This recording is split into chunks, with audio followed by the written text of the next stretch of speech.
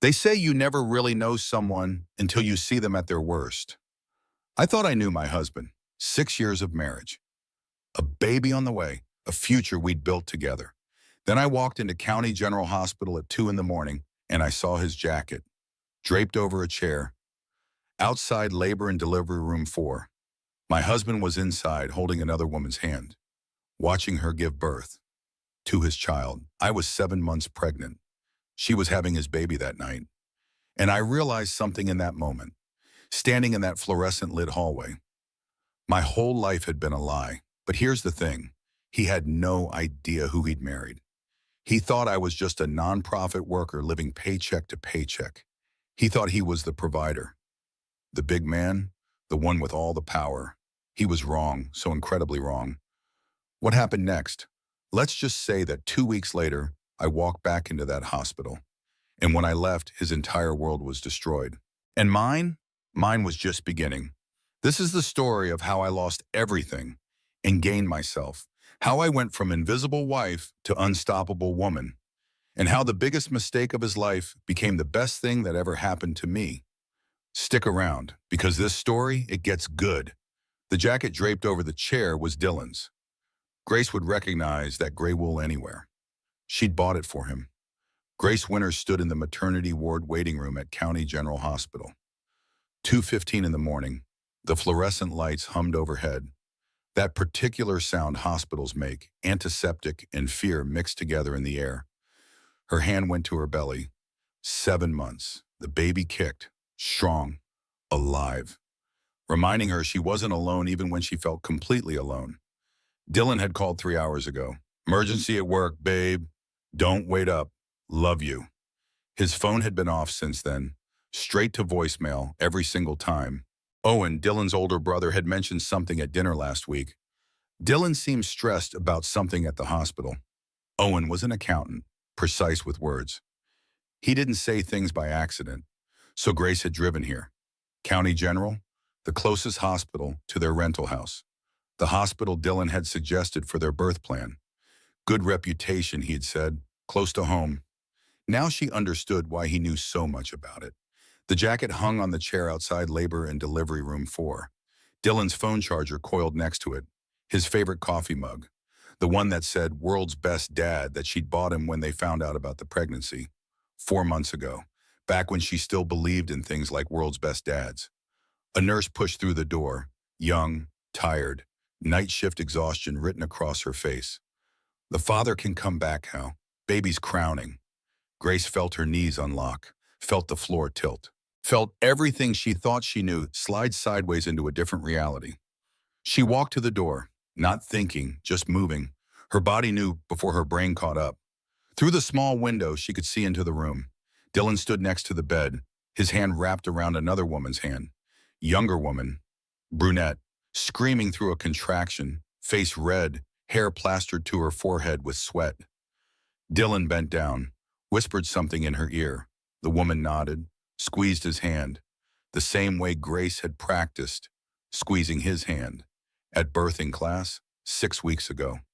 You'll need an anchor, the instructor had said, someone to ground you through the pain. Grace's hand went to her belly again. The baby kicked harder, as if sensing something wrong. She did what she always did in crisis. Counted, 1 breath, 2 breaths, 3 breaths. Lock the knees. Don't fall, don't scream. Not here, not in front of strangers. Not in this fluorescent lit hospital corridor that smelled like bleach and broken promises. The nurse noticed her. Ma'am, are you okay? Do you need to sit down? I'm fine. The lie tasted like copper in her mouth, like biting down on aluminum foil. Wrong room, I'm looking for someone else. Are you sure? You look pale. When are you due? 2 months, I'm fine, really.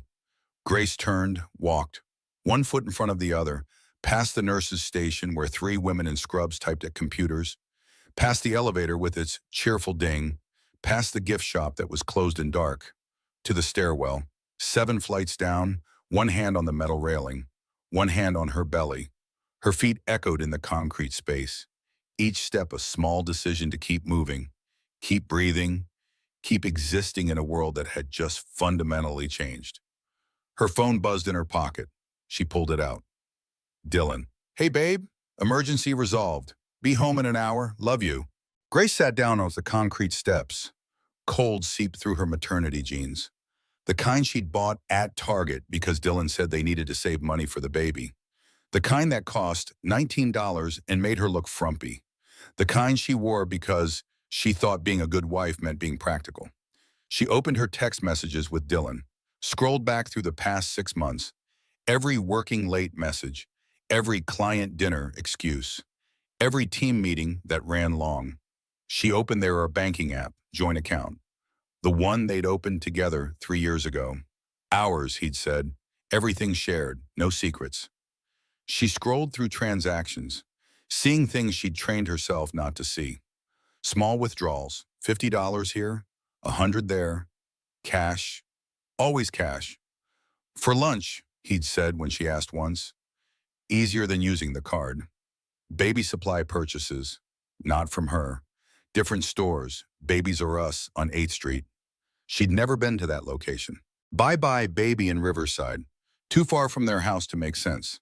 Different dates, March 15th, April 2nd, May 20th. Different address for delivery. Riverside Apartments, Unit 3B. Grace felt something crack inside her chest. Not break, crack, like ice on a frozen lake. One fissure that would spread and spread until the whole surface gave way. She opened the photo app, their shared cloud account. Dylan's photos uploaded automatically. She'd never looked before. Privacy, trust. What a joke. She scrolled back. 3 months ago, a sonogram photo, black and white, that familiar image. Baby in profile. It's a girl, written across the top. Due date February 14th, Valentine's Day. How poetic. He'd saved it as marketing campaign draft. Grace started laughing, couldn't stop. The sound echoed in the stairwell, harsh, ugly. The laugh of a woman who just realized she'd been playing checkers while everyone else played chess. Her phone buzzed again. Becca, her best friend. Grace, Owen just called me, said Dylan's been weird. Said you might need me. Where are you? Grace answered. I'm fine. You're not fine. I can hear it in your voice. Where are you? I don't know. Send me your location. I'm coming. I'm at County General. The hospital? Grace, what happened? Is the baby okay? The baby's fine. I'm fine. Everything's fine. Stop saying fine. I'm on my way. Grace ended the call, stood up, walked down the remaining stairs, through the emergency room exit, into the parking lot where her car waited. She didn't go home. Couldn't. Not to that rental house with its beige walls and cheap carpet. Not to that bed where she'd slept next to a stranger for 6 years. She drove. Nowhere. Everywhere. Her hands shook on the wheel. The streets were empty at 2:30 in the morning. Street lights created pools of orange light on dark asphalt. Stop signs glowed red. The world kept existing even though hers had ended. She ended up at Mel's Diner. 24 hours. The place where she and Dylan had their first date 9 years ago. She'd been 23, fresh out of college, working at a nonprofit, idealistic, believing that love and goodness were enough. He'd been 26, marketing executive, charming, funny. He'd ordered pie, apple pie. My favorite, he'd said. My mom used to make it every Sunday. They'd talked for 4 hours about dreams, about futures, about the lives they wanted to build. All lies. Or maybe not lies. Maybe he'd believed it then. Before she became boring, before she became pregnant, before she became the wife instead of the girlfriend. Grace walked into the diner. Bell chimed overhead. A waitress looked up from behind the counter. Older woman, 50 maybe. She took one look at Grace's face and said, Honey, you want decaf or full strength? Decaf, please. You got it. Sit anywhere. Grace slid into the booth by the window. Same booth as that first date. Red vinyl cracked and repaired with duct tape. Formica table with cigarette burns from before the smoking ban. Everything exactly the same as 9 years ago. Everything except her. The waitress brought coffee. You need anything else? Some pie, maybe? We got apple. No, thank you. Just coffee. The waitress nodded, left the pot on the table. That kind of mercy between women. Recognition without questions. Grace pulled out her laptop, their shared cloud account still open on her phone. She needed to see more, needed to know exactly how blind she'd been. She opened Dylan's email, passwords saved on her laptop. They'd shared everything. No secrets, partners, team, all those words that meant nothing. She searched for Tessa, his assistant, 26 years old, started 2 years ago, hundreds of emails. She opened one from 6 months ago. Can't stop thinking about last night. You're incredible. I've never felt this way before. She doesn't understand me like you do. Grace's hand went to her mouth. She was going to be sick. She swallowed hard, breathed through her nose. Another email, 3 months ago. The sonogram is beautiful, our daughter. I can't believe we're having a baby. I know this is complicated, but I love you. I'm going to leave her. After the baby is born. I promise. Grace closed the laptop, stared out the window at the empty parking lot. A streetlight flickered. On, off, on, off. Her phone rang. Becca. I'm at the hospital. You're not here. Where are you? Mel's diner. Stay there. I'm coming. 20 minutes later, Becca slid into the booth across from her, hair in a messy bun, no makeup, sweatpants. She'd clearly just rolled out of bed. She didn't say anything, just reached across the table and put her hand over Grace's. They sat like that for a while. The waitress refilled coffee, didn't ask questions. Finally, Grace spoke. How long have you known? Becca's face changed, guilt, sadness, resignation. Known what? That I was being an idiot. Grace, how long, Becca? Becca pulled her hand back, looked down at the table. 6 months. Owen saw them at a doctor's appointment. He told me, I told him to tell you. He said it wasn't his place. I've been trying to figure out how to say something without destroying everything. I'm sorry, I'm so sorry. Everyone knew. Not everyone, just Owen and me. And we only found out by accident. His mother? I don't know, maybe. Charlotte knows everything about Dylan. She always has. Grace felt it then. Not heartbreak. Rage. Berdar. Clean. Rage. She'd given up her life for his. Told no one about the trust fund because he'd been so proud about providing. Worked a modest nonprofit job because he needed to feel like the breadwinner. Lived in his mediocre suburban rental because he wanted to buy their dream home together someday. She'd made herself small for a man having a whole second life. I need to see my mother, Grace said. Now? It's 3 a.m. Now, Evelyn Ashford lived in the penthouse she'd owned for 40 years. Top floor of the Devereaux building. Downtown. Floor-to-ceiling windows overlooking the entire city. Grace had a key but never used it. Appearances mattered. Dylan thought Grace's mother was a retired schoolteacher living in a modest condo in the suburbs.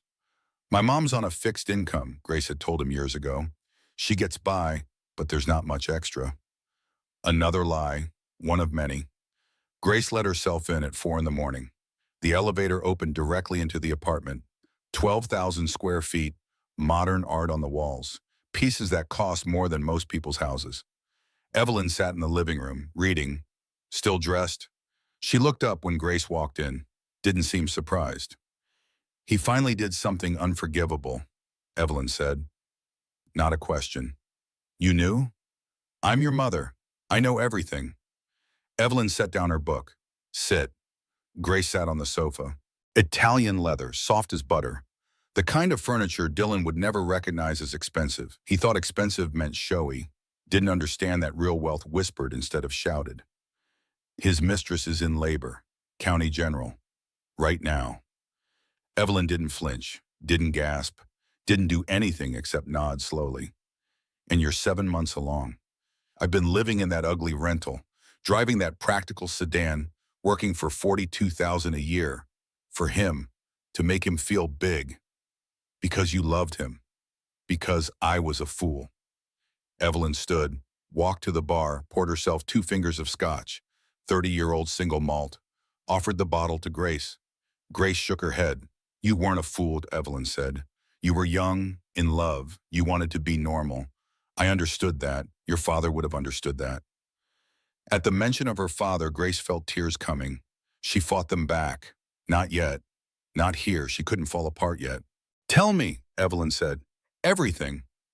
So Grace did, starting with the hospital, the jacket, the window, Tessa's screaming, Dylan's hand holding hers, the emails, the sonogram, the apartment in Riverside, 2 years of lies, 2 years of her being too stupid or too trusting or too busy to notice. Evelyn listened, didn't interrupt, just sipped her scotch and listened the way she'd always listened, completely, totally, without judgment. When Grace finished, Evelyn set down her glass. What do you want to do? I don't know. Yes, you do. Grace looked at her mother, 68 years old, still beautiful, still sharp, still running a Fortune 500 company, even though she'd officially retired 5 years ago. Evelyn Ashford didn't retire. She just stopped going to the office every day. I want my life back, Grace said. My real life. Then take it. Evelyn walked to her office, came back with a folder. Thick, legal documents, bank statements, trust fund paperwork. She set it on the parfait table, opened it. $200 million, Evelyn said simply. Give or take a few million depending on the market. Your father left it in trust until you were 30 or married. You've been legally able to access it for 3 years. Grace stared at the numbers. So many zeros, she'd forgotten, genuinely forgotten. Or maybe she'd wanted to forget. Being Grace the nonprofit worker was easier than being Grace the heiress. Simpler, more authentic somehow. What a joke. Why didn't you remind me, Grace asked. You wanted to be normal. I respected that. You needed to figure out who you were without the money. I understood.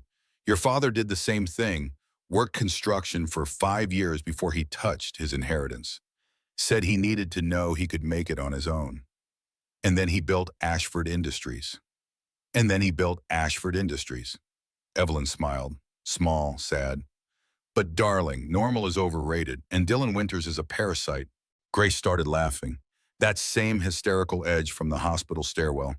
She sat on her mother's imported Italian sofa, 7 months pregnant, hair a mess, still wearing her Target maternity jeans and Dylan's college sweatshirt that she slept in, laughing until she was crying, until she wasn't sure which was which. Her phone buzzed. Dylan, she pulled it out. 15 texts in the last hour. Where are you? I'm worried. This isn't like you. Please come home. We need to talk. I love you. Grace, seriously, where are you? Your mom's worried too. Just let me know you're safe. I'm calling the police if I don't hear from you. Please, baby, I'm scared. Call me. I love you so much. Please come home. Grace typed, I'm at my mother's. We're having tea. I'll be home tomorrow. Dylan replied immediately, Your mom's place? The condo? Need me to pick you up? Grace, no, I'm fine. Get some sleep. Dylan, okay, love you. Sorry about tonight. Work was crazy. Grace turned off her phone, set it face down on the coffee table. I need a lawyer, she said. You already have one. Mitchell has been ready for this call for 9 years. You've had him watching Dylan? I've had him watching everything. You're my daughter, my only child. Did you think I'd let you marry someone without knowing exactly who he was? And you let me marry him anyway. You were in love. You wouldn't have listened. And honestly, he seemed harmless enough. Mediocre. Vain, but harmless. I thought maybe he'd grow up, become better. Men sometimes do. Evelyn picked up her scotch again. I was wrong. He didn't grow up. He just got better at hiding. Grace looked at her mother, really looked. Evelyn Ashford didn't make mistakes often, didn't admit them even less often. What do we do? Grace asked. We? Evelyn smiled, a real smile this time, the kind that meant someone was about to regret something. Oh, darling, we destroy him. I can't afford. Grace, look at these papers. Really look at them. Grace looked down. $200 million. Her money, her father's legacy, her birthright that she'd forgotten about while living on $42,000 a year in shopping clearance sales. And I need to disappear for a while, Grace said. Can you do that? Evelyn's smile got wider. Darling, I can do anything. Grace didn't go home. Couldn't. Not yet. Not to that rental house with Dylan's lies soaked into every surface. Evelyn made a call. 5 in the morning. Someone answered on the first ring. That's what happened when you were Evelyn Ashford. People answered. I need a suite. The penthouse suite. Under my account. Cash. No trail. Yes. Now. Thank you. She hung up, turned to Grace. The Four Seasons. Penthouse. It's ready. Go. Sleep. Shower. Let me make some calls. Mitchell will meet you at 10. I should go home. Face him. Get it over with. No, you should rest. Gather your strength. Make decisions from a position of power, not exhaustion. Trust me on this. Grace wanted to argue, wanted to say she was fine. But she wasn't fine. She was 7 months pregnant. She'd been awake for 24 hours. She just discovered her entire life was a lie. She was not fine. Becca drove her to the Four Seasons. The night desk clerk didn't blink at two women checking in at 5:30 in the morning. One pregnant, one in sweatpants. This was the Four Seasons. They'd seen everything. Mrs. Ashford's account, the clerk said. Penthouse suite, 42nd floor. Breakfast can be sent up anytime. Just call. Is there anything else you need? No, thank you. The suite was bigger than the rental house. Living room, dining room, 2 bedrooms, 2.5 bathrooms, floor-to-ceiling windows overlooking the city as it woke up. Grace stood at the window, watched the sunrise, orange and pink spreading across the sky, beautiful and terrible. The world kept turning even when yours stopped. Becca came up behind her, put a hand on her shoulder. You should sleep. I can't. Try. Grace went to the bedroom, lay down on the bed, California king, Egyptian cotton sheets, down pillows, the kind of bed she used to sleep in before she pretended to be poor. She closed her eyes, expected to see Dylan's face. Tessa's screaming. The hospital room. Instead, she saw her father. James Ashford, dead 12 years now. Heart attack at 56. Too young, too sudden, too unfair. Be brave, Gracie, he'd told her once. Being brave doesn't mean not being scared. It means being scared and doing it anyway. She'd been 16, about to perform in a piano recital, terrified. She'd played perfectly. Grace opened her eyes, stared at the ceiling. The baby kicked, hard, strong, reminding her why she couldn't fall apart yet. She had someone depending on her now, someone who needed her to be brave. Her phone buzzed. She turned it back on. Mistake. Dylan, where are you really? Grace, I told you my mom's. Dylan, I called her. She didn't answer. Because Evelyn Ashford didn't answer calls from Dylan Winters, especially not at 6 in the morning. Grace, she's probably sleeping. It's early. Dylan, when are you coming home? Grace, later today. Dylan, okay, I miss you. Love you. Grace turned off her phone again, threw it across the room. It landed on the sofa. Didn't break. Shame. She must have fallen asleep eventually because Becca was shaking her shoulder. Grace, it's 9:30. Mitchell's here. Grace sat up, disoriented. The baby kicked. She put her hand on her belly. Right. Still pregnant, still married, still living in a nightmare. She went to the bathroom, washed her face, looked at herself in the mirror. Dark circles under her eyes. Hair a mess. Still wearing Dylan's sweatshirt. She pulled it off, threw it in the trash. Put on one of the Four Seasons robes instead.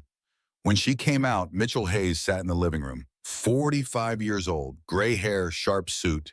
He'd been the Ashford family attorney since Grace was in high school. Handled everything. The estate, the trusts, the company legal work. He stood when she entered. Grace? Mitchell. Your mother filled me in. I'm sorry. Don't be sorry. Help me. That's why I'm here. He pulled out his own folder, thicker than Evelyn's. Tell me everything. So Grace told him, again, the hospital, the texts, the emails, the apartment, the money transfers, everything. Mitchell took notes, typed on his laptop, didn't react, just collected information the way lawyers do. Tessa Hartley, he said after she finished. 26, his assistant for 2 years, lives in Riverside Apartments. Unit 3B, Dylan's name isn't on the lease, but I'll bet my license he's paying for it. How do you know that already? I've been watching him. Your mother asked me to keep tabs, said you'd need ammunition eventually. She was right. He pulled out his own folder. Bank records. Not just the joint account, another account, in Dylan's name only, funded by small transfers from the joint account. He's been stealing from you, Mitchell said flatly. to fund his second life. Grace looked at the statements. 200 here, 500 there. Over 2 years it added up. $40,000. Transferred to his personal account, then transferred to Riverside Apartments for rent, to baby stores, to Tiffany for a push present. She gotten a Pandora bracelet for their anniversary. $79. What else? Grace asked. Mitchell hesitated. What else, Mitchell? He proposed to her 6 months ago, told her you two were separated, that the divorce would be final after the baby was born. He didn't want to stress you during the pregnancy. Very considerate of him. The hotel room tilted. Grace sat down hard on the sofa, breathed, counted. 1, 2, 3. The baby kicked. Hard, as if saying, pay attention. Stay here. Don't go away inside your head. I'm okay, Grace said. To herself, to the baby, to Mitchell and Becca, who both looked ready to call a doctor. The hardest part is knowing I saw the signs, Grace said quietly. I just didn't want to believe them. She stood, walked to the window. 42nd floor. The city spread out below. Tiny cars, tiny people, tiny problems. Everything looks smaller from up here. She put her hand on the glass. Cold, real, solid. She was still here, still standing, still breathing. The baby kicked again, strong, alive. They were both still alive. She'd read somewhere that pregnancy was a woman's body deciding someone else's life was more important than her own. Literally rearranging organs, sharing blood, growing bones and skin and lungs from scratch. She'd done that with Dylan too, made his ego more important than her truth. Rearranged her entire life to accommodate him. Never again. Grace turned back to Mitchell. I want everything, every text, every receipt, every lie. I want the prenup reviewed. I want assets protected. And I want to know exactly what I'm entitled to in this joke of a marriage. Mitchell smiled. It wasn't nice. The prenup is a gift. He pushed for it, said he didn't want your family thinking he was after money. Insisted everything earned during marriage stays separate. But I haven't earned anything. The nonprofit salary is exactly, and the trust fund predates the marriage. Protected, untouchable. He gets nothing, zero, not 1 cent. Grace felt it then, the shift, from victim to player. She'd been so busy playing small, she forgot she held all the cards, every single one. What about the house, the one he's always talking about buying? The down payment you have been saving for?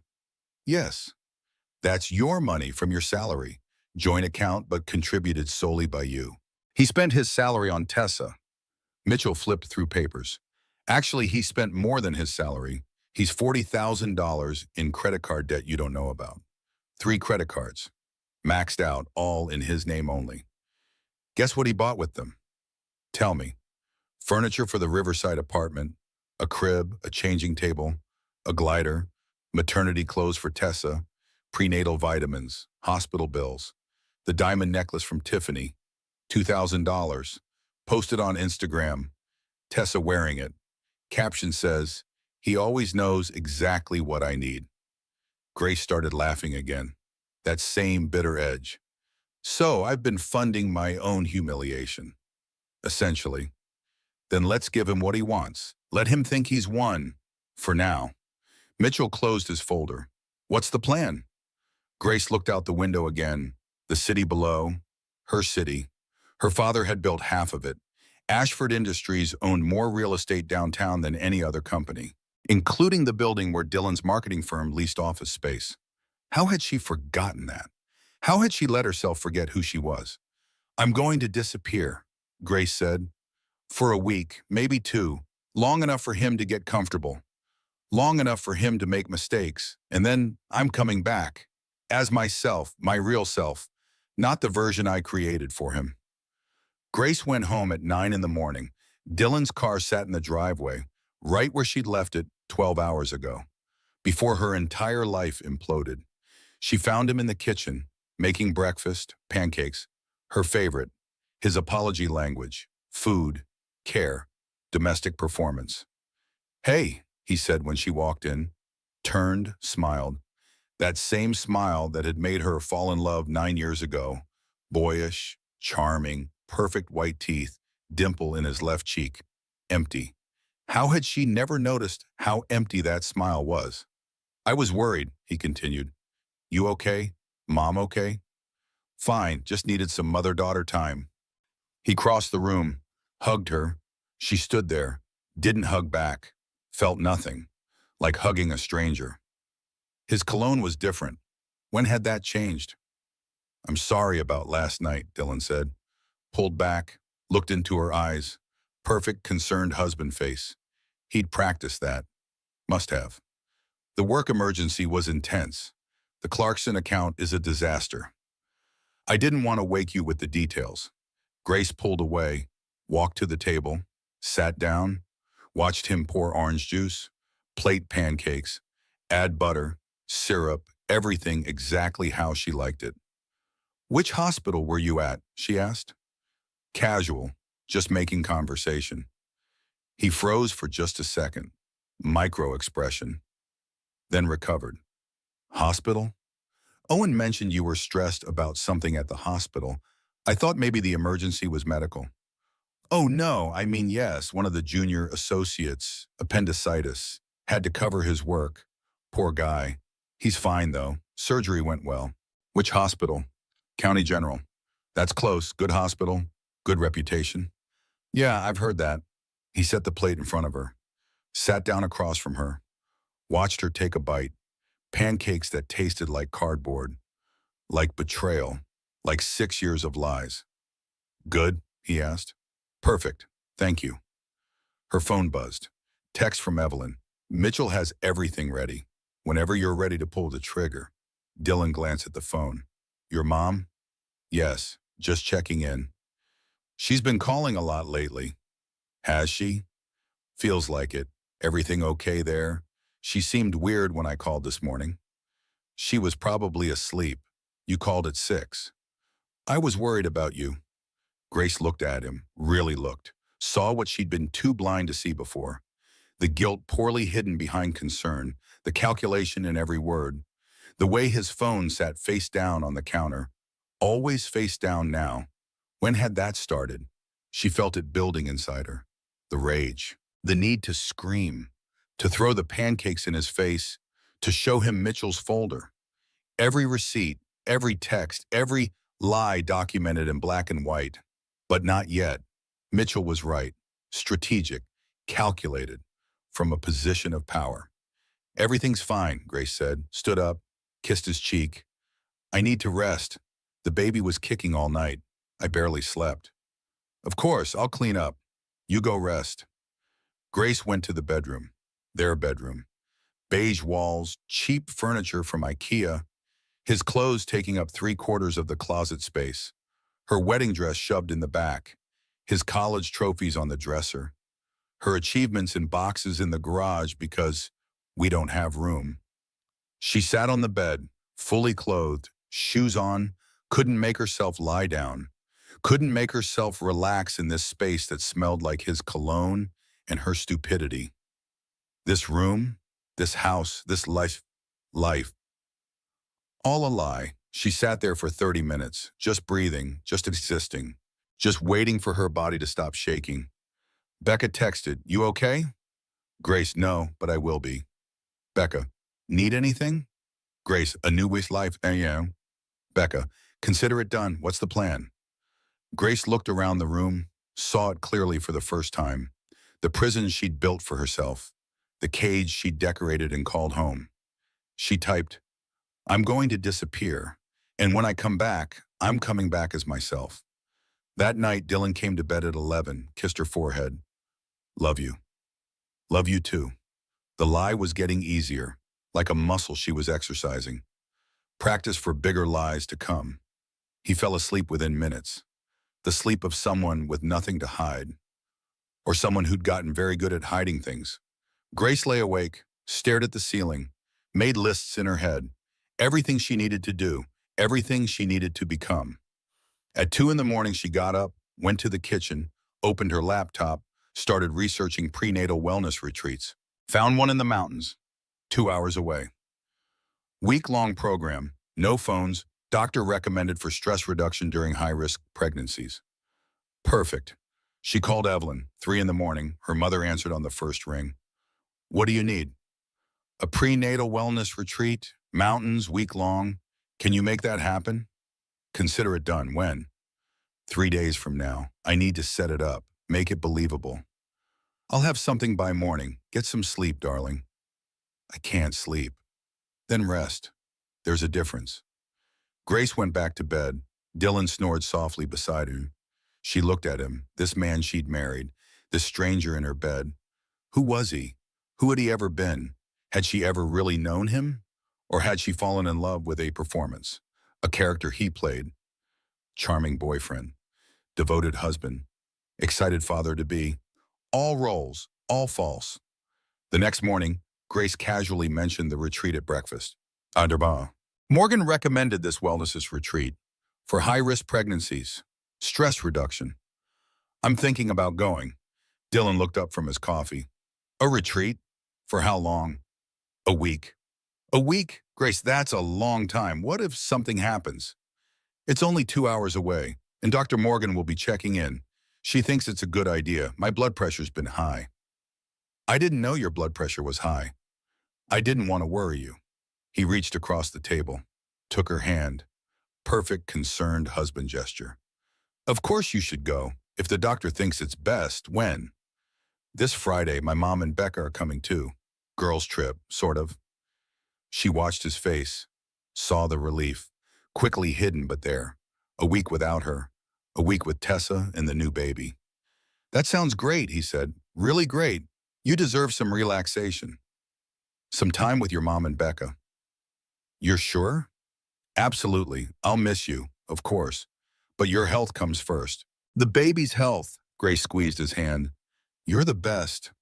I try, he smiled, that empty smile. Want me to help you pack?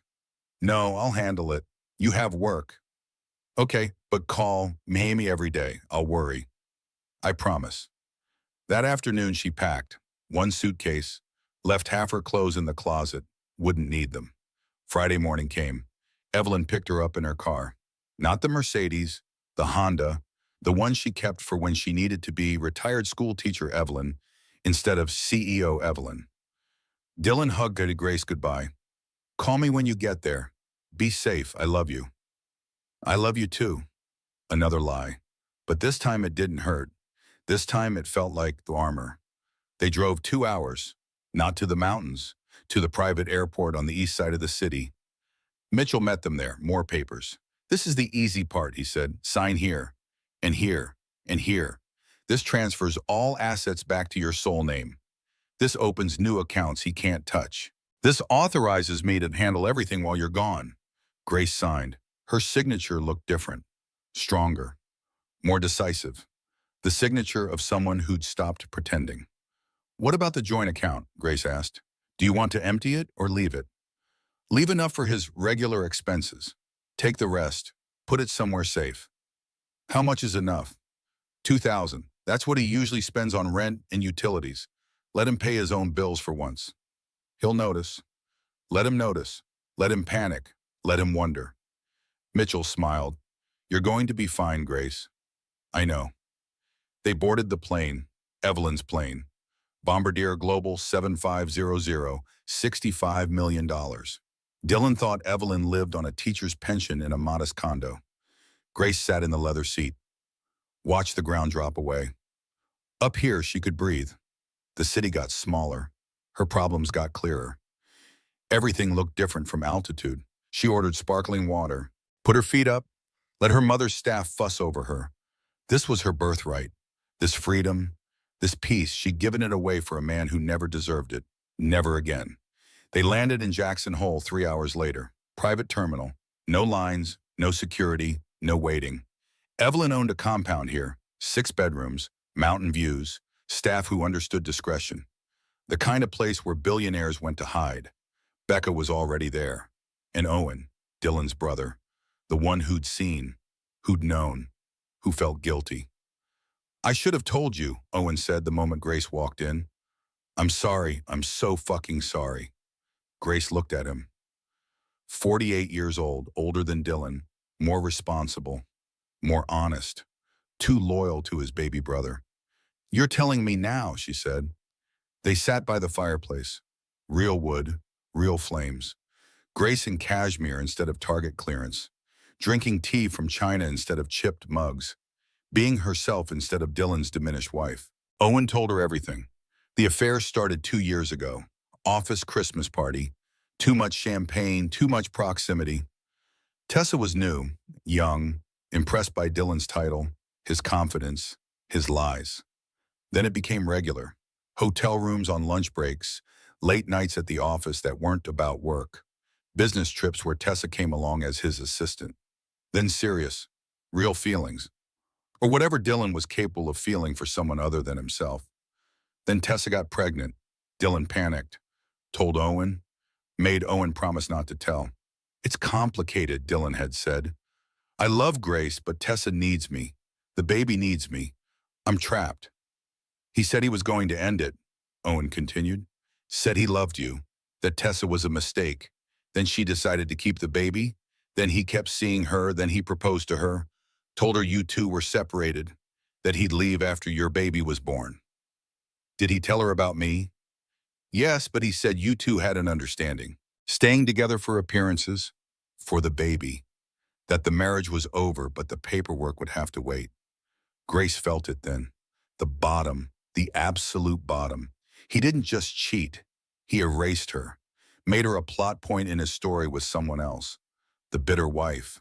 The obstacle. The woman standing in the way of true love. She'd been invisible in her own marriage. "I have something else," Owen said quietly. He pulled out his phone. "Audio recording from last week. Dylan and Tessa talking about you. I was at his apartment, helping him install a crib. They didn't know I had my phone recording." "Don't," Evelyn warned. "Grace doesn't need to hear." "I need to hear it," Grace interrupted. "All of it, everything. No more protecting me from the truth." Owen looked at Evelyn. She nodded. He played the recording. Dylan's voice came through the phone speaker. Clear, unmistakable. "She's being so needy lately. Wants me home every night. Talking about the nursery constantly. What color to paint it? What kind of crib to buy? I can't breathe." Tessa's voice, younger, softer. "Just a few more months, then we can be a real family." Dylan, "I know, I just feel trapped. With her, everything's about the baby, the pregnancy, her symptoms. She's exhausted all the time. There's no passion anymore. With you, we actually connect. We talk about things that matter." Tessa, "Do you love her?" Long pause. Grace counted the seconds. Was 6, 7. Dylan, "I don't know anymore. I think I love the idea of her, the life we were supposed to have. But actually being with her? It's exhausting. She's exhausting, always needs reassurance, always worried about something. It's like living with anxiety personified." Tessa, "You deserve better." Dylan, "I deserve you. I deserve our daughter. I deserve to be happy." The recording ended. Grace sat there. Couldn't move. Couldn't breathe. That same frozen feeling from the hospital stairwell. But different this time, colder, harder, more focused. She wasn't frozen from weakness. She was frozen from containing power, from holding back the explosion that wanted to tear through her chest and destroy everything in its path. She was a loaded weapon, cocked, aimed, ready. "When's Tessa being discharged from the hospital?" Grace asked. Her voice sounded calm, even, completely disconnected from the rage burning inside her. Owen checked his phone. "Tomorrow." Dylan took the day off work, told his boss it's for you, prenatal appointment. Grace smiled. "Oh, no." It wasn't nice. "Perfect. I'll be there." "Grace," Evelyn started. Don't tell me to be careful. Don't tell me to think this through. I've been careful my whole life. I've been thinking everything through." "Look where it got me." She stood, walked to the window. The mountains spread out before her. Snow-capped peaks, pine forests, endless sky. Beautiful, untouchable, permanent, like her rage. "I'm going back tomorrow," Grace said. "Lone. I need to do this myself." "What's the plan?" Mitchell asked. I'm going to that hospital. I'm going to walk into that room, and I'm going to introduce myself to Tessa properly as the wife she didn't know existed, the real wife, not the separated one living in Dylan's fantasy. And then, Becca asked, and then I'm going to tell them both who I really am. Show them what Dylan threw away. Watch his face when he realizes he's not the big man. He's not the provider. He's not the one with power. That's cruel, Owen said quietly. He erased me, made me invisible, told her I was exhausting, told her I was needy, told her I was the obstacle to his happiness. Grace turned back from the window. I'm going to show him exactly what exhausting looks like. That night, Grace slept in the main bedroom of the compound. King bed, mountain views, silence except for the wind in the pines. She slept better than she had in months, deeper, more dreamless. As if her body knew something her mind hadn't caught up to yet. She was free, or about to be. The next morning, Evelyn tried one more time. Are you sure about this? There are other ways, quieter ways. I'm tired of quiet. I've been quiet for 6 years, small, accommodating, understanding. Grace picked up her purse, the good one, Chanel, from before Dylan. I'm done being quiet. She flew back alone. Private plane at a private terminal, car service to the hospital. She wore real clothes, designer jeans that actually fit, cashmere sweater, boots that cost more than Dylan's monthly salary, hair done, makeup perfect, looking exactly like what she was, wealthy, powerful, done pretending. She arrived at County General at 10 in the morning, discharge time for new mothers, parked in the garage. Dylan's car was exactly where she knew it would be, same spot as that first night, when her world ended and her new life began. She walked through the hospital, maternity ward, same waiting room, different woman walking through it now. She knew the room number. Owen had gotten it, room 412. Grace walked to the door, knocked, didn't wait for an answer, just opened it and walked in. Dylan stood by the bed, holding a baby, Tessa in the bed, pale, exhausted, still wearing a hospital gown, looking at Dylan like he hung the moon. They both looked up when Grace entered. Time stopped. Dylan's face cycled through emotions. Shock, terror, calculation, denial. Landed on anger, the sheer audacity of it. Grace, what are you doing here? You're supposed to be at the retreat. Funny story, Grace said. Closed the door behind her, locked it. I was never going to a retreat. She walked further into the room, looked at Tessa, really looked. 26 years old, pretty, brunette, young enough to be fooled, old enough to know better. Hello, Tessa, Grace said. I'm Grace, Dylan's wife. Due in 2 months. We live at 847 Maple Street. Have for 3 years. Our wedding anniversary is June 15th. 6 years ago, Oak Grove Church, 200 guests. My mother gave a speech. Dylan cried during his vows. Tessa's face crumbled. Looked at Dylan. You said you were separated. We are, Dylan stammered. We're just, for the baby, it's complicated. We're not separated, Grace said calmly. We're very much married. He comes home every night. To our bed, to our house. We have sex. We plan our future. Our nursery is painted yellow because we're waiting to find out the gender.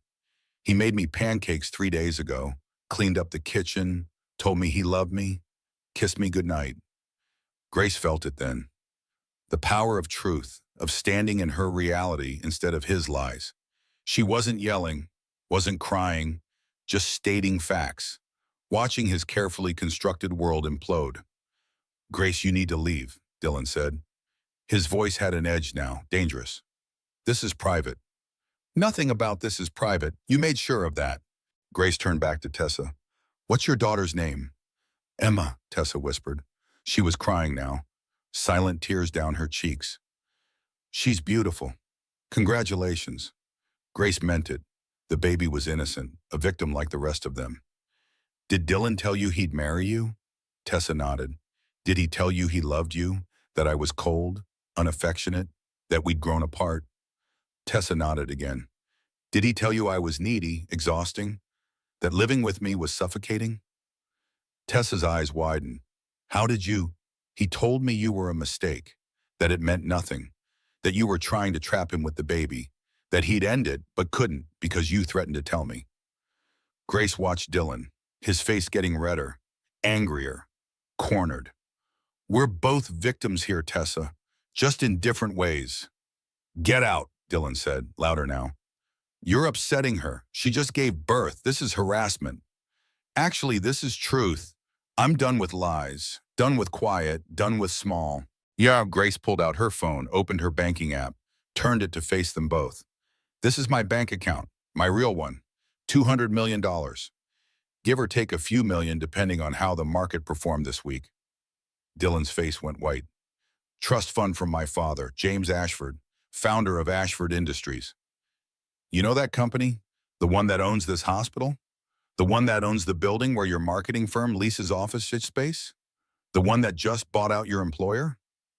Grace, what are you? My mother isn't a retired school teacher living on a pension. She's Evelyn Ashford, CEO, still on the board, still making decisions, still running things from behind the scenes. Grace watched him process, watched the calculation, the panic, the realization of what he'd thrown away. I've been playing poor for you, living in that ugly rental, driving that boring car, working for charity money, because you needed to feel like the provider, like the big man, like you were taking care of me. I was taking care of you, Dylan said, but his voice was weak now, uncertain.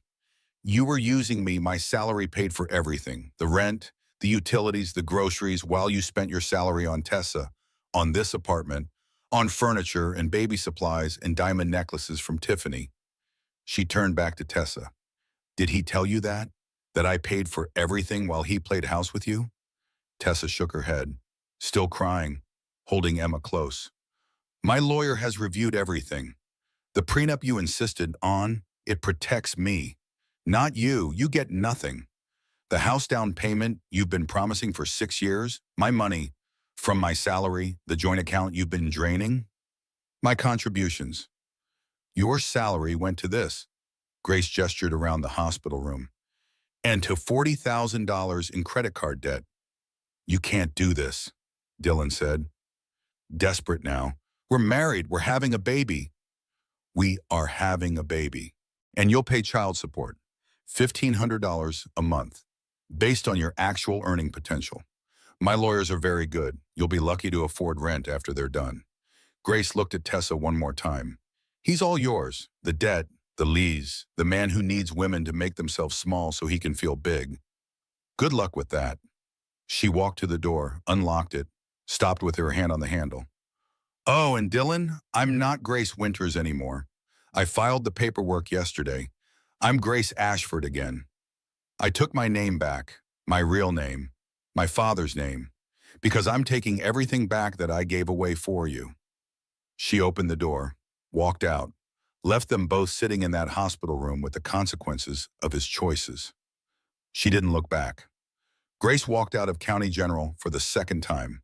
Different woman than the one who had walked out 5 days ago. Stronger, clearer, angrier in a productive way. She got in the car, not her old sedan, a new Tesla Model X, black. Registered that morning under Grace Ashford. She drove to her new house, not the rental, the estate she had toured 2 years ago with a realtor. Just dreaming, she'd told Dylan afterward. We could never afford something like that. $5 million, 10 acres, mountain views, 6 bedrooms, home theater, wine cellar, pool house. She'd paid cash yesterday. Mitchell met her there. Owen, Becca, Evelyn, moving trucks already lined up in the circular driveway. You're sure about this? Mitchell asked. Moving this fast? It's not too late to slow down. I've been slow for 6 years. I'm done being slow. The movers worked efficiently, professionally. Everything from the rental sorted into categories. Her things, his things, community property, separate property. There wasn't much that was actually theirs together. The furniture was his, from before the marriage. The dishes were hers. Wedding gifts mostly. 6 years of marriage fit into 8 boxes. Her cell phone started ringing. Dylan, she declined the call. It rang again. Declined. Again. Texts started coming through. What the fuck, Grace? You can't just buy a house. This is insane. We need to talk. You're being crazy. Hormonal.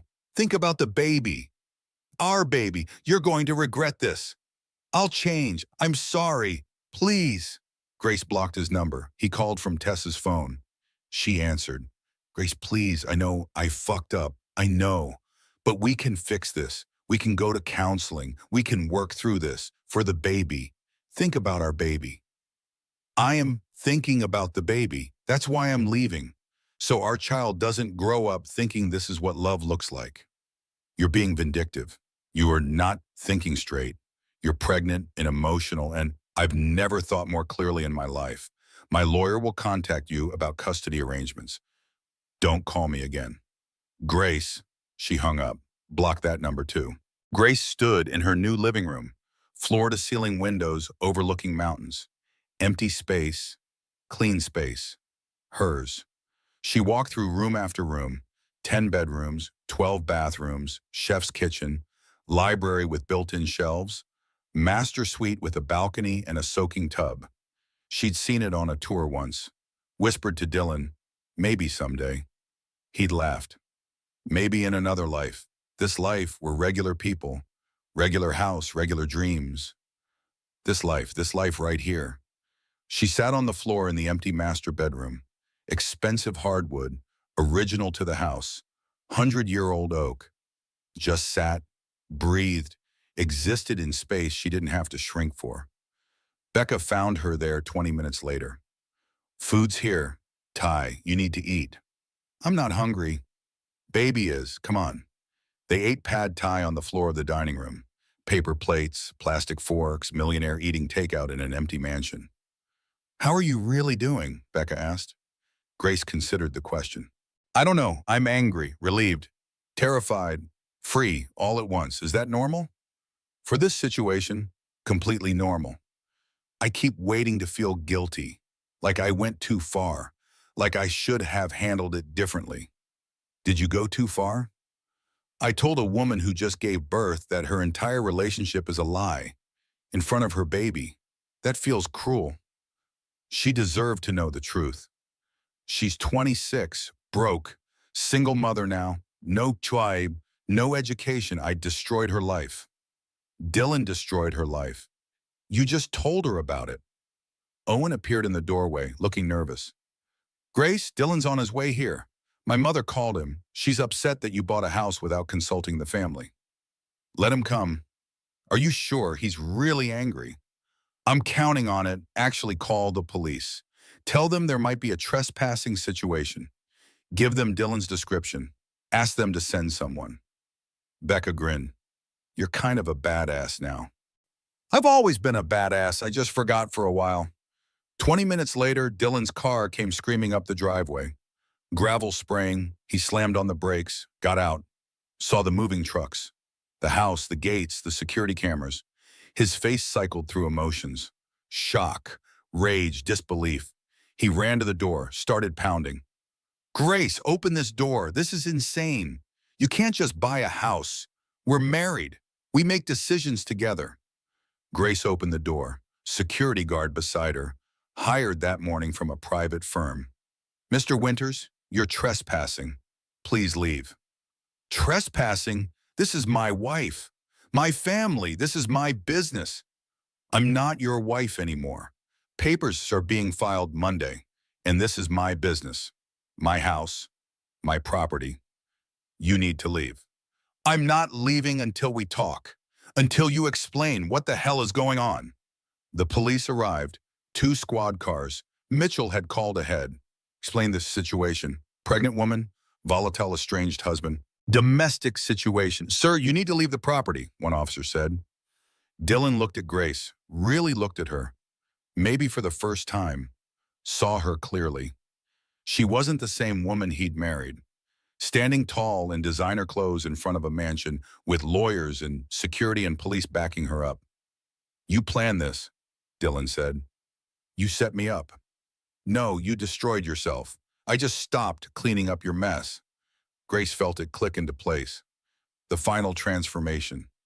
She wasn't the girl who fell in love with his charm, wasn't the wife who made herself small, wasn't the victim of his betrayal. She was herself, finally, completely, unapologetically. The Grace I married would never do this, Dylan said. The Grace you married never existed. I was playing a role, pretending to be who you needed me to be. That woman is gone. The police escorted him off the property. He went, didn't have a choice. Grace closed the door, leaned against it, let out a breath she'd been holding for what felt like years.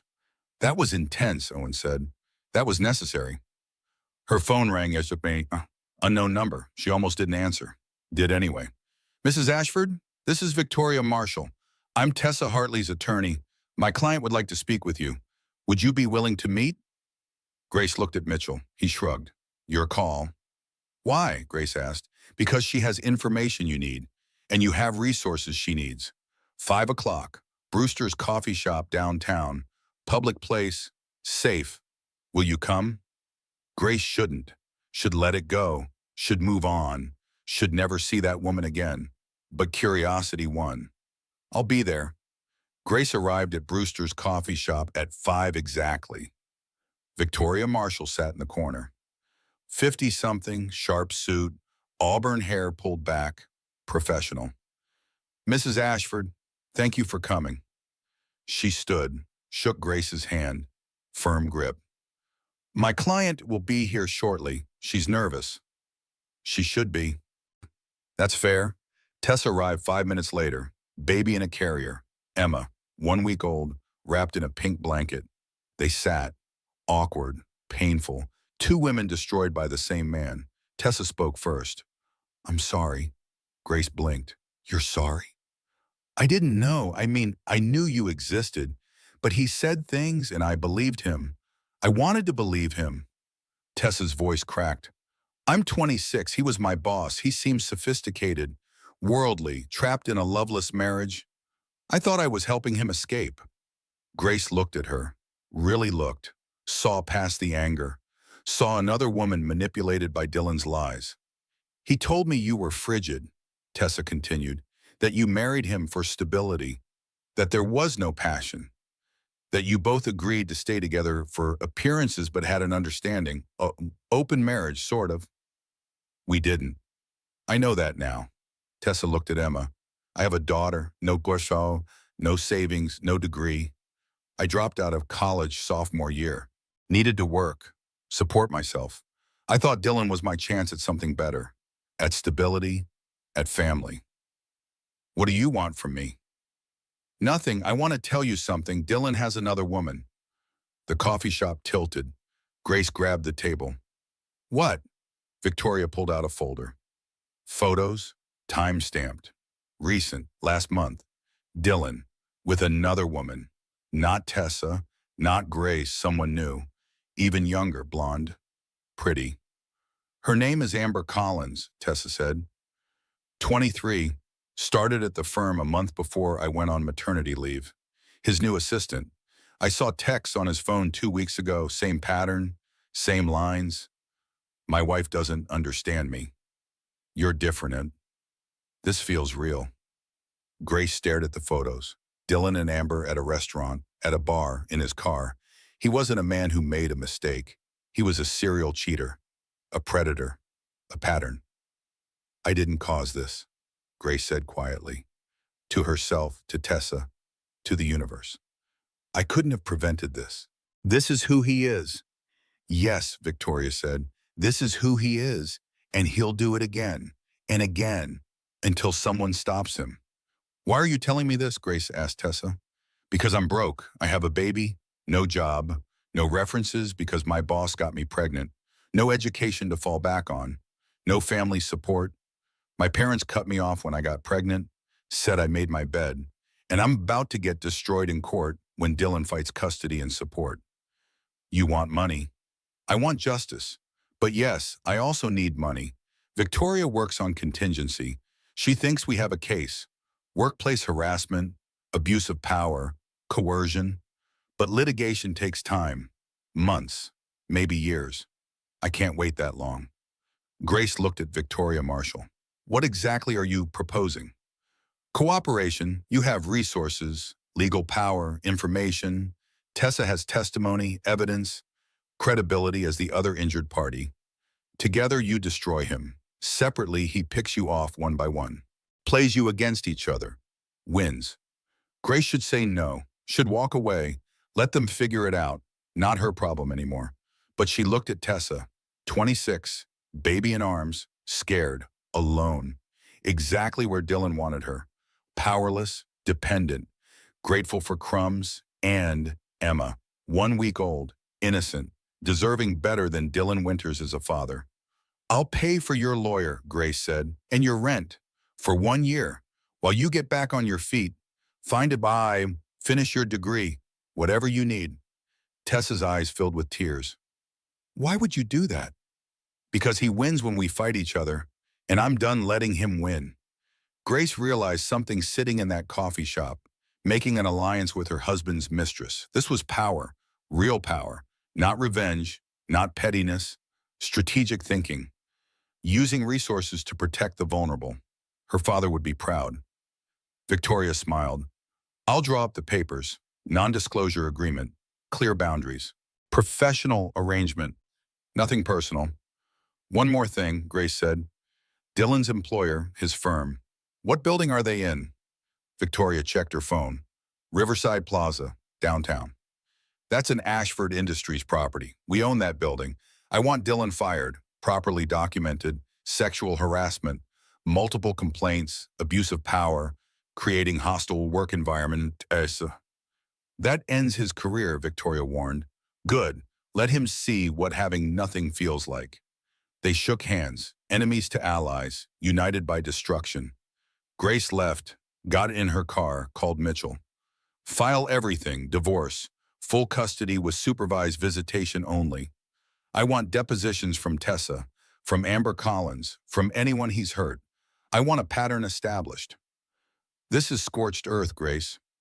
He burned the earth first. I'm just refusing to stand in the ashes. There's one more thing, Mitchell said. Something I think you should consider. What? Tessa's daughter, Emma. She's innocent in this, and she's going to grow up with nothing. Dylan won't support her properly. He'll fight every payment, make it difficult. That baby will suffer. What are you suggesting? A trust fund, $5 million, in Emma's name, accessible when she turns 18. Dylan doesn't know about it, can't touch it, can't use it. Just security for a child who didn't ask to be born into this mess. Grace sat in her car in the coffee shop parking lot, watched Tessa through the window, holding Emma, talking to Victoria, looking exhausted and scared and young. Do it, Grace said. Set up the trust, anonymous. Emma doesn't need to know where it came from, just that someone cared enough to make sure she'd be okay. You're a good person, Grace. I'm a person with resources and a conscience. Those two things together can do a lot of good. She drove home, to her actual home, the mansion on 10 acres, pulled through the gates, parked in the circular driveway. Furniture had arrived while she was gone. Movers unpacking, placing pieces, creating a home from an empty space. Her mother sat in the living room, directing traffic. That couch goes there, no, 3 feet to the left. The art needs better lighting. Call the electrician. Mom. Evelyn turned, smiled. There you are. What do you think? Too modern? Not modern enough? It's perfect. Liar, but we'll make it work. How did it go with Tessa? We're allies now, sort of. Smart. Keep your enemies close. She's not my enemy. She's another victim. Even smarter. Compassion is a weapon people never see coming. Grace sat on the new couch. Leather, Italian, soft. I set up a trust fund for her daughter. I know. Mitchell called me. That's good. That is right. Your father would have done the same thing. Would he? In a heartbeat. He always said the measure of a person is what they do when no one's watching. When there's nothing to gain. You don't need to help that baby. No one would blame you for walking away.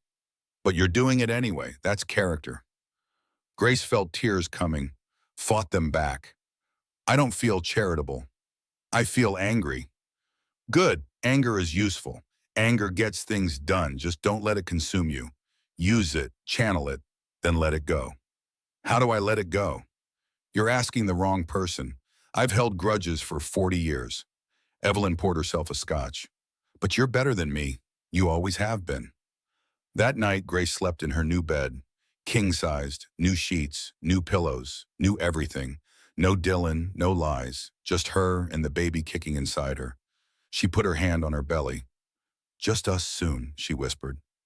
You and me, we're going to be okay. Better than okay. We're going to be great. The baby kicked back. Strong, alive, agreeing. Monday morning came. The divorce papers were filed. Process server showed up at Dylan's mother's house at 8 a.m. Charlotte Winters answered the door in her robe, saw the papers, saw Grace's name, saw the filing. She called Grace immediately. Grace was sitting in her home office, looking out at the mountains, coffee in hand, baby kicking. She answered on speaker. Mitchell and Evelyn both present. How dare you, Charlotte said without preamble. After everything we've done for you, welcomed you into our family, treated you like a daughter, and this is how you repay us? Charlotte, Dylan had an affair, got his mistress pregnant, lied for 2 years, stole from our joint account, proposed to another woman while married to me. What exactly did you do for me? Boys make mistakes. You're supposed to forgive. Work through it. That's what marriage means. No, that's what enabling means. I'm done enabling Dylan's behavior. You're being vindictive, hormonal. You'll regret this when you calm down. I regret the 6 years I wasted on your son. I don't regret taking my life back. Charlotte played her final card. The baby. You're carrying his child. You'd really deprive your child of a father? Grow up without a dad? That's cruel. I'm depriving my child of a bad example. Dylan can be a father on supervised visits once he proves he's capable of basic responsibility. Safe? He'd never hurt Charlotte. He's already hurt. Repeatedly. Systematically. Multiple women. That's who your son is. Accept it or don't. I don't care anymore. Grace hung up. That felt good, she said. It looked good, Evelyn replied. You're getting better at this. Owen texted minutes later. Mom is losing her mind. Dad's furious. They're blaming you for Dylan's problems, saying you drove him to cheat. Sorry. Grace replied, not your fault. Let them think what they want. The next week moved fast. Victoria filed her complaint with Dylan's employer. Sexual harassment, abuse of power, multiple subordinates, pattern of behavior. The company investigated. Fast. Thoroughly. They didn't want liability. Amber Collins came forward. Confirmed the relationship. Said he'd promised to leave his wife. Said he'd told her Grace was separated. 2 other former assistants came forward. From before Tessa, Dylan had been doing this for years, using his position, his power, his charm. The company fired him, effective immediately, escorted from the building, reputation destroyed, career over. In marketing, you couldn't recover from this. The industry was small, word traveled fast. Dylan Winters was toxic now, untouchable. He tried to fight, hired a lawyer, cheap one, on credit, filed a countersuit, claimed Grace had abandoned him, wanted spousal support, wanted half her assets. Mitchell laughed when he saw the filing. He still doesn't understand. You had nothing during the marriage. Everything stayed separate per his prenup. The trust fund predates the marriage. Protected. He gets 0. Court date was set for 2 weeks later. Grace didn't attend, sent Mitchell instead. He returned that afternoon. Complete victory. Judge reviewed the prenup, reviewed the evidence of his affairs, his theft from the joint account, his debt, ruled no spousal support, no assets. Child support set at $1,500 per month based on his actual earning potential. Supervised visitation until the child is 2 years old. Pending psychological evaluation. How did he react? He cried, told the judge you were destroying him, that he made mistakes, but he loved you, that this was too harsh. What did the judge say? That love doesn't include lying, cheating, stealing, and manipulation. Told him to get therapy, court dismissed. Grace sat in her home office, looked out at the mountains, felt the baby kick. strong and ready to be born into a better world than the one Grace had been living in. She felt it then, not triumph, sadness, for the man she'd thought he was, the life she'd thought they'd have, the dreams that were never real, but also relief, clean, pure relief. She went to the nursery in her new house, gray walls, white clouds, soft light through plantation shutters, everything ready, clean, new, untainted by lies. She sat in the rocking chair, expensive one, the kind she'd admired in stores but never bought because they needed to save money. Put her hands on her belly, felt the baby kick. This child would never see her diminished, would never watch her make herself small, would know from birth that taking up space wasn't just acceptable, but necessary. Becca found her there. "You okay?" "I keep waiting to feel bad, guilty, like I went too far." "And?" "Nothing, I just feel free." "Good, that's exactly how you should feel." Grace realized something then. The transformation was complete. She wasn't the girl who'd fallen for charm, wasn't the wife who'd shrunk herself, wasn't even the woman who'd discovered betrayal. She was rebuilt, stronger, wiser, whole, and she was about to be a mother, on her own terms. 2 months passed. Grace settled into her new life. The mansion became home, furniture arranged, art hung, warmth added to expensive spaces. She worked with her mother, eased back into Ashford Industries, started attending board meetings, strategy sessions, acquisition talks. Not charity work for $42,000 a year. Real work, important work, using her brain, her education, her inheritance. She was good at it. Always had been. She'd just forgotten. Dylan existed on the periphery, supervised visits with Emma every other Saturday, 2 hours, neutral location, court-appointed supervisor present. He showed up, on time, tried to be a father, but separate, distant, a footnote, not a chapter. Grace heard through Owen that Dylan was in therapy, working on himself, dating someone age-appropriate, 35, divorced, no kids, normal relationship, normal pace, good for him. It didn't affect her. Tessa texted occasionally. Updates. Emma was thriving, healthy, happy. Tessa had enrolled in online classes, business degree, using the year Grace had given her, making it count. They weren't friends, but they weren't enemies. Just two women who'd survived the same storm, connected by destruction, moving forward separately. Grace's due date approached. She prepared. Hospital bag packed, birth plan written, Dr. Morgan on call, everything ready. But the baby had other ideas. 3 a.m. on a Tuesday, Grace's water broke. Alone in the mansion. No panic, just clarity. She called Evelyn. "It's time." "I'm on my way," called Becca.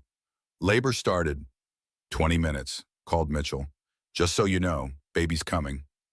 "Good luck, call me after." She didn't call Dylan. He had no rights until the baby was born. Court order. Supervised access only. After birth, not during. They met her at the hospital. Different hospital. Not county general. Never county general. Private facility. VIP suite. Evelyn's name on the account. Labor was long. 30 hours. Hard. Painful. Everything they don't tell you in birthing class.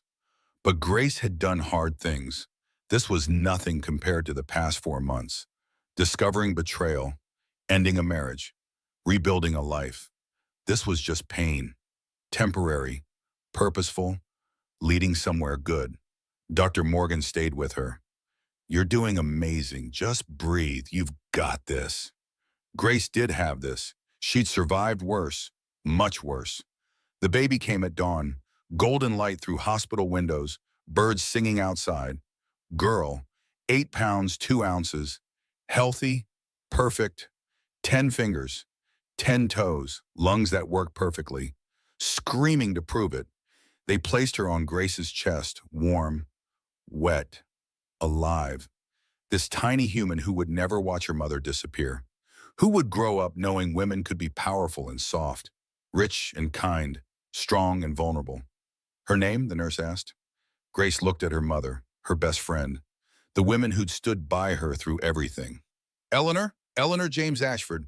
After her father, after his legacy, her last name, her identity, her truth. Not Winters, never Winters. Beautiful name, the nurse said. Beautiful baby. Congratulations. Grace looked at Eleanor, this perfect little human. Hi, baby, I'm your mom. It's just us, and that's enough, more than enough. Evelyn stood beside the bed, tears in her eyes. Your father would be so proud. I hope so. I know so. You're exactly who he raised you to be. Strong, compassionate, brave. I don't feel brave. You left. You survived. You rebuilt. That's the definition of brave. Dylan appeared in the doorway 2 days later, visiting hours, supervised by hospital security, court-approved contact. He looked terrible, older, thinner, real consequences showing in his face. She's beautiful, he said quietly. Didn't come closer. Knew better. Grace said nothing, just held Eleanor, protected her from him without saying a word. Grace, I'm sorry. I know it doesn't fix anything, but I am. I was an idiot. I threw away everything good in my life for what? For nothing. For worse than nothing. You threw away yourself. Not me. I'm still here. Is there any chance? No. I'm her father. Biologically, the rest you'll have to earn. With her, not me. Dylan looked at Eleanor, reached for her. Grace pulled back. Protective instinct. Mama bear. Supervised visits, Grace said. Starting next month, every other Saturday, 2 hours, neutral location. Court-appointed supervisor. That's what the judge ordered. That's what you get. This is cruel. This is consequence. Learn the difference. He left, defeated, small, everything he'd feared being, everything his choices had made him. Grace looked at Eleanor, this perfect little human sleeping in her arms, unaware of drama, of betrayal, of complicated adult things. Just us, Grace whispered. You and me, and Grandma, and Aunt Becca, and Uncle Mitchell, and everyone who actually loves us. We're going to be okay. Better than okay, we're going to be extraordinary. Eleanor yawned. Tiny mouth, tiny tongue, tiny everything. Perfect. Grace felt it then. Not completion, transformation. She'd been broken apart and reassembled into something stronger, something truer, something that couldn't be diminished again. She was Grace Ashford, mother, heiress, survivor, herself, finally, completely, unapologetically. Eleanor was 6 months old, sitting up, babbling, smiling at everything. The happiest baby Grace had ever seen. Grace was back at work full-time, running her division at Ashford Industries, making decisions, leading teams, using her brain for something other than wondering where her husband was at night. The mansion was home now, really home. Pictures on the walls, toys in the living room. Eleanor's laugh echoing through expensive spaces, making them warm, real, lived in. Dylan existed on the periphery, every other Saturday, 2 hours, supervised visits. He showed up, tried, brought toys, made Eleanor laugh, but separate, distant, required, not wanted. Grace heard through Owen that Dylan was doing better. Therapy was helping. He'd gotten a job, not marketing, sales, entry level, starting over at 36, paying his child support, meeting his obligations, growing up finally. Good for him. It still didn't affect her. Tessa graduated, online business degree, finished in 18 months, got a bum, entry-level accounting, working her way up, still using the support Grace provided, making it count, making something of herself. They'd met for coffee once, awkward, careful, but civil. Two women who'd survived the same man, connected by destruction, moving forward separately but not as enemies. Thank you, Tessa had said, for helping. You didn't have to. I did have to. Helping isn't about deserving. It's about capability and conscience. Emma will know. When she's older, I'll tell her about the trust fund, about your kindness. Don't. Let her think it's from you, that you planned ahead, took care of her. Because you are taking care of her, you're working, studying, building a life. That's everything. Grace sat in her home office one Wednesday afternoon, Eleanor napping, mountains visible through the windows. coffee in hand, reviewing acquisition proposals. Her phone rang. Unknown number. She answered. Mrs. Ashford? This is Jennifer Wallace. I'm a reporter with Times Magazine. I'm working on a story about women in business who've overcome personal adversity. Your mother mentioned you might be interested in talking. Grace hesitated. Her story was private, personal, painful. Did she want it public? But maybe it was also important. Maybe another woman needed to hear it. Needed to know she could survive, could thrive, could take her life back. What kind of story? Grace asked. Women who stopped making themselves small, who stepped into their power, who rebuilt their lives on their own terms after crisis. Women who chose themselves. Grace looked around her office, the life she'd built, the woman she'd become, the truth she'd claimed. I'm interested, Grace said. What do you need to know? They talked for an hour. Grace told her story, not all of it. The personal parts stayed personal, but the shape of it, the bones, the transformation from diminished wife to empowered woman. This is powerful, Jennifer said. Can I send a photographer? Get some photos? You and your daughter? Your mother, maybe? Yes, but Eleanor's face stays private, and we have final approval on everything published. Of course, thank you for sharing your story. It's going to help people. After she hung up, Grace sat with that thought, her story helping people, her pain becoming someone else's roadmap, her survival becoming someone else's hope. The baby monitor crackled. Eleanor waking up, babbling, happy sounds. Grace went to the nursery, picked up her daughter. Hi, sweet girl. Good nap? Eleanor smiled, grabbed Grace's hair, pulled, laughed when Grace pretended it hurt. You're trouble, Grace said. Just like your grandma. Just like me. Good. The world needs more troublemakers. That evening, Evelyn came for dinner. They ate in the dining room. Real dinner. Roasted chicken, vegetables, wine for Evelyn, water for Grace. Still nursing. I heard you talk to Jennifer Wallace, Evelyn said. You recommended me. I did. Your story deserves to be told. It's not a story. It's my life. It's both, and it's important. How many women are living the way you were, making themselves small, pretending, losing themselves for men who don't deserve them? I don't know. Too many, and they need to know they can leave. They can survey, they can be extraordinary on the other side. Grace fed Eleanor, tiny bites of mashed sweet potato, Eleanor's favorite, making a mess, getting more on her face than in her mouth. Do you regret it? Grace asked. Dad, your marriage. Giving up your career for a while when I was born. No, because I chose it. Actively, consciously. Your father never asked me to be small, never needed me diminished to feel big. We were partners, real partners, equal. That's the difference. I miss him. Me too, every day. But he gave us both something important. He showed us what real partnership looks like, what real love looks like, so we'd know the difference.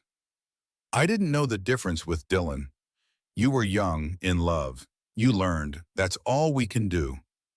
After dinner, after Eleanor was asleep, Grace stood at her bedroom window, looked out at the mountains, the stars, the vast darkness punctuated by light. She'd lost a husband, found herself. Was that a fair trade? Yes, absolutely yes. Without question, yes. She'd rather be alone and whole than partnered and diminished. Rather be single and powerful than married and invisible. Rather be herself than anyone's version of her. The baby monitor crackled. Eleanor making sleep sounds. Content, safe, loved. Grace had given her daughter something Dylan never could. A mother who knew her worth, who took up space, who refused to shrink. That was the real inheritance. Not the money, not the house, not the company.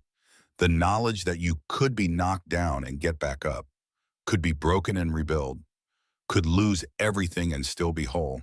That's what she'd give Eleanor, what Evelyn had given her, what James had given them both.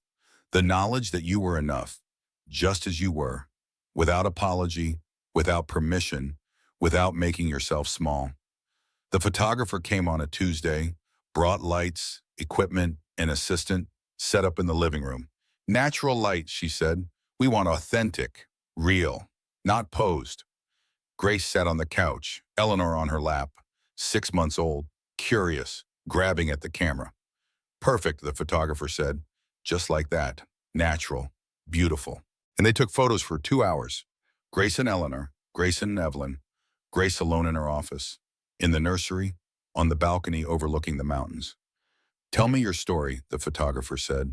While I shoot, it helps with authenticity. I can capture real emotion.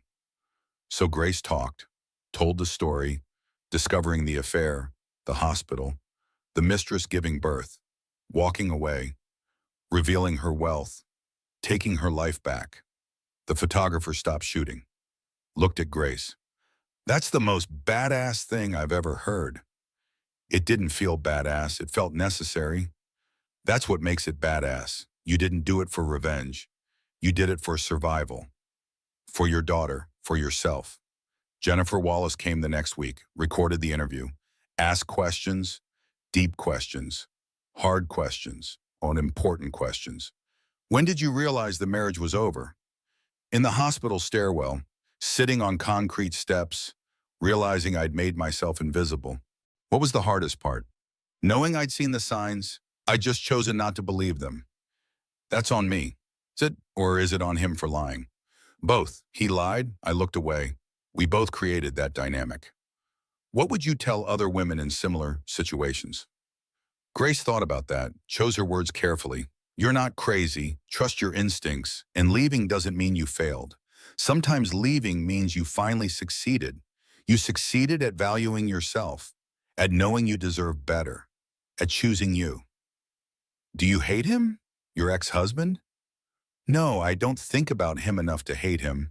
He's just a person I used to know, a mistake I learned from, but not someone who gets space in my head anymore. That's powerful. That's freedom. The article came out 6 weeks later. Cover story, photo of Grace and Eleanor. Eleanor's face carefully obscured, protecting her privacy. Headline, The Woman Who Chose Herself. The article was fair, honest, didn't sensationalize. Told Grace's story with respect and nuance. How she'd hidden her wealth, made herself small, discovered betrayal, took her power back. But more than that, it talked about patterns, about women who diminish themselves, about the cost of making yourself small for someone else's ego, about the importance of knowing your worth. The response was overwhelming. Women reached out, hundreds of them, thousands, sharing their own stories, their own betrayals, their own journeys from small to whole. You gave me permission to leave. I thought I was crazy. Your story showed me I wasn't. I'm filing for divorce tomorrow. Thank you for being brave first. Grace read every message, cried over most of them, responded when she could, shared resources, lawyer referrals, therapist contacts, anything that might help. You started a movement, Evelyn said. I just told the truth. That's how movements start, Dylan called. First time in 8 months, Grace answered. Curious. I read the article, he said, and is that really how you saw our marriage? You as invisible, me as a villain? That's how our marriage was, whether you saw it or not. I loved you. No, you loved having someone who made you feel important. There's a difference. I'm trying to be better. Therapy, work. I'm paying child support. Showing up for Eleanor. Good, keep doing that. For her, not for me. Do you hate me? Grace thought about that, realized the answer surprised her. No, I don't hate you. I don't really feel anything about you. You're just a person I used to know. That's worse somehow. Is it? I thought indifference was what you wanted. Freedom from the exhausting wife. Congratulations. You got it. Grace, I have to go. Eleanor needs me. Goodbye, Dylan. She hung up, felt nothing. No anger, no hurt, no satisfaction, just nothing. That's how she knew she'd healed. Not when she stopped being angry, when she stopped caring. 1 year after the hospital. 1 year after everything changed. Grace stood in front of the board at Ashford Industries. 20 people, powerful people, making decisions that affected thousands of lives. The acquisition makes sense, she said, financially, strategically, ethically. We should proceed. The board voted, unanimous approval, Grace's recommendation, Grace's leadership, Grace's vision. After the meeting, Evelyn pulled her aside. Your father would be so proud. You keep saying that because I keep meaning it. You've become exactly who he hoped you'd be. Strong, compassionate, smart, powerful without being cruel. That's rare. I learned from the best. You did, but you made it your own. That's the important part. Eleanor was 1 year old now, walking, almost talking, saying mama and nana and no. The important words. Grace threw her a birthday party, the mansion, balloons, cake friends, family, the people who mattered. Dylan came for 2 hours. His allotted time brought a gift, a teddy bear. Eleanor ignored it, preferred the wrapping paper. He looked better, healthier, older in a good way. Growth looked like aging sometimes. She's beautiful, he said to Grace. You're doing an amazing job. Thank you. I mean it. She's happy, healthy. You're a good mother. I know. No false modesty, no diminishing, just truth. She was a good mother. She knew it. I'm dating someone, Dylan said.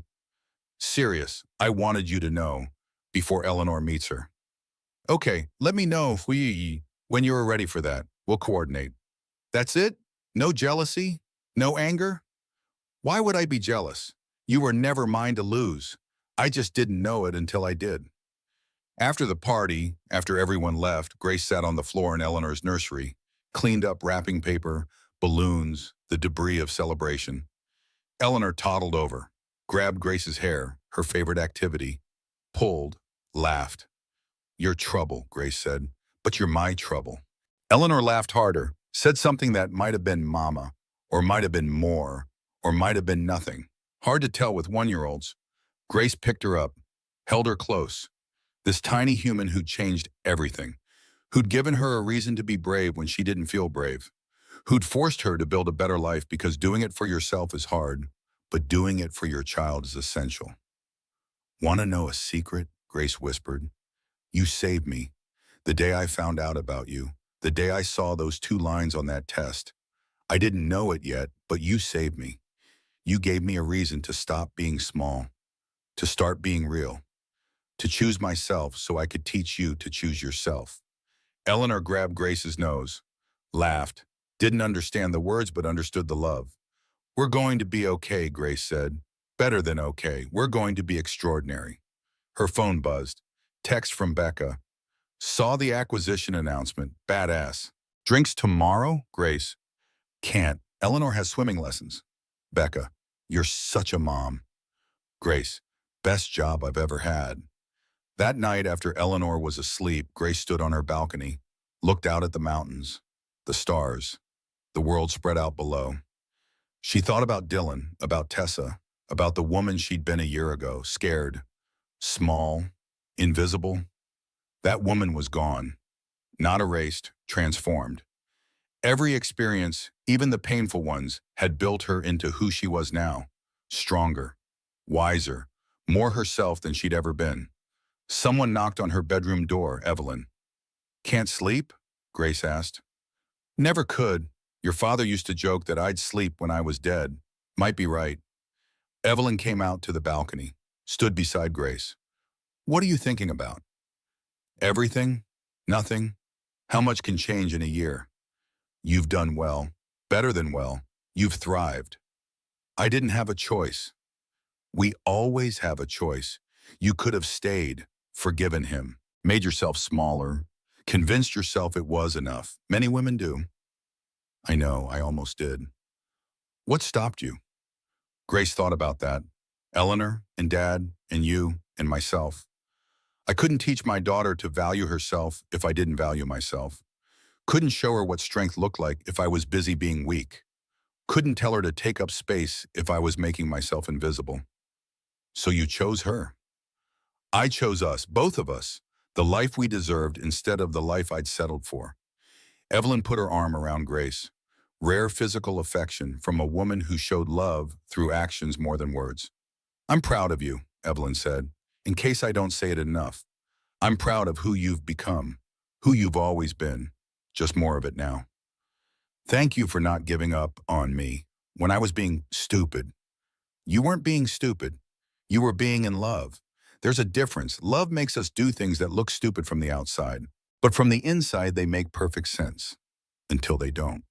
Then we leave, and that's wisdom. They stood there for a while, mother and daughter, two generations of strong women, looking at the same stars their ancestors had looked at, facing the same struggles, finding the same strength. Finally, Evelyn went to bed. Grace stayed a little longer, thinking, planning, dreaming. She'd lost a husband, found herself, built a life, raised a daughter, became powerful, became whole. The story people told was about revenge, about the woman who destroyed her cheating husband, about wealth and exposure and justice. But that wasn't her story, not really. Her real story was simpler, more profound, more universal. It was about a woman who forgot who she was and then remembered, who made herself small and then chose to be big, who lost everything that didn't matter and found everything that did. It was about transformation, about courage, about the willingness to lose everything to gain yourself. And that story was worth living. Grace went inside, checked on Eleanor one more time, sleeping peacefully, thumb in mouth, favorite stuffed elephant tucked under her arm. "Sweet dreams, baby," Grace whispered. "Tomorrow we get up and do it again. Be strong, be ourselves, take up all the space we need. No apologies, no permission, no making ourselves small for anyone." Eleanor sighed in her sleep, content, safe, loved. Grace went to her own bed, alone but not lonely. There was a difference. She had learned that difference, lived that difference, became that difference. Tomorrow she'd get up, go to work, lead meetings, make decisions, come home, play with Eleanor, read bedtime stories, live her life, her real life, the one she'd built from rubble and rage and determination. But tonight she'd sleep, deep, dreamless, the sleep of someone who'd finally stopped running from herself, who'd finally come home, not to a house, not to a person, to herself, and that was the best homecoming of all. Eleanor was 4 years old, starting preschool, confident, loud, taking up space without apology. Grace was 35, running Ashford Industries alongside her mother, making millions in revenue, changing industries, creating jobs, using power for good. Dylan was 38, remarried. 2-year-old son, different life, better life. He'd learn. Too late for Grace, but not too late for himself. They were civil, co-parents, not friends but not enemies, just two people raising a child together from separate lives. Tessa was 29, MBA from a good school, working at a Fortune 500 company, senior analyst, on track for management, raising Emma alone, thriving. The women didn't talk often, but when they did, it was with respect, with recognition. Two survivors who'd taken different paths to the same destination. Wholeness. Grace never remarried, dated occasionally.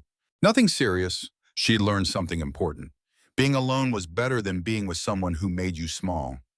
Maybe someday she'd meet someone who made her bigger, who celebrated her power instead of fearing it, who wanted a partner instead of a dependent. Maybe. Someday. But if not, that was okay too. She had Eleanor, had her work, had her mother, had herself, and that was enough. More than enough. That was everything. She'd given up nothing except the things that were never hers to keep. A false marriage, a diminished life, a version of herself that never really existed. In return, she'd gained everything that mattered. Self-respect, power, freedom, truth. She'd lost a husband, found herself, and that was the best trade she'd ever made. So that's my story, from that hospital waiting room to here, from making myself invisible to becoming completely, unapologetically myself. If this story resonated with you, if you saw yourself in any part of it, or if you know someone who needs to hear this, I'd love for you to share it. Drop a comment and tell me your thoughts. What would you have done? When did you realize you were making yourself small for someone else? And if you want to hear more stories like this, real stories about real transformations, hit that subscribe button. Because every week, I'm bringing you more journeys, more truth, more proof that you can lose everything and still be whole. Thanks for listening. Thanks for being here. And remember, you're not losing anything when you choose yourself. You're finally coming home. See you next time.